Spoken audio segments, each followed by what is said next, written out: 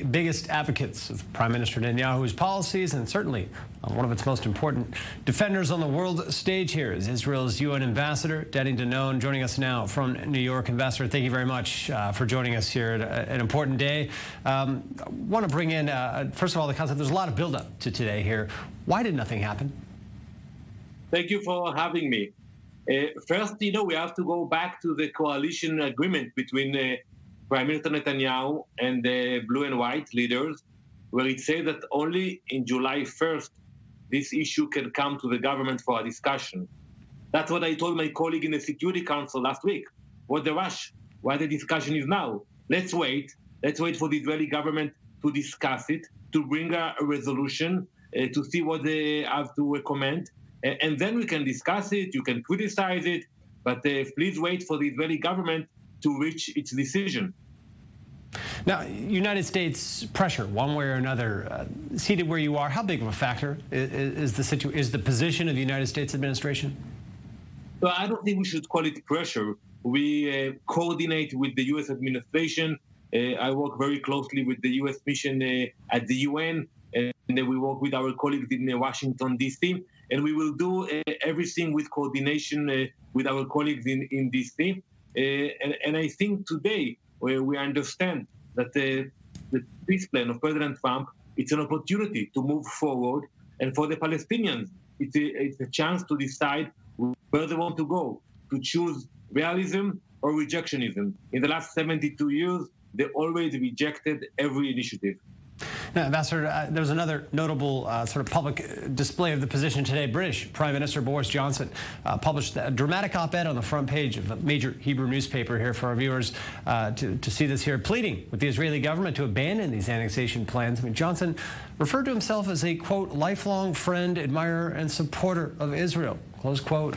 And he expressed concern here that such a unilateral move would only set back the clock on progress, as he put it, towards normalizing Israel's relations with the wider Middle East. And he also called it a violation of international law and said clearly the UK would not recognize anything not agreed to by both sides here now. But I want to turn to you, Ambassador Danon, as a warrior for Israel on the world stage yourself.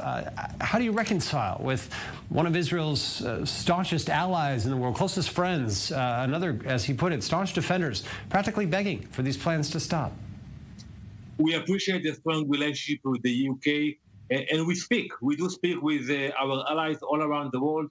I do it a lot in the last few weeks. We explain our position, but we have to note that eventually the decision will be taken in Jerusalem, not in the UK, not in the US, not even at the UN, but in Jerusalem. And I want to bring back what happened in 1948, when David Ben-Gurion also was under a lot of pressure.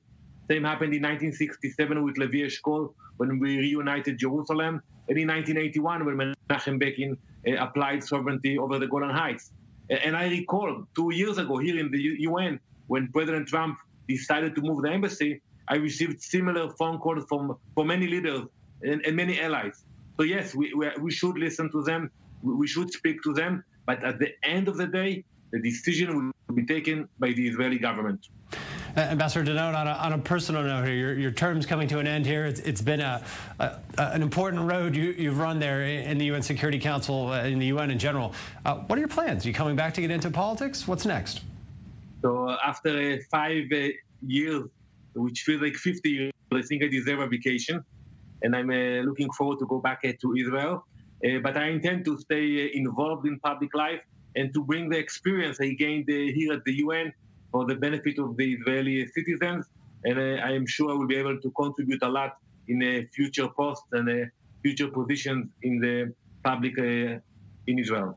Your term has been noted by standing on some of the hawkish positions that you take here. Will you maintain those positions back in the Israeli political arena? So I don't know what is hawkish. I have my own values.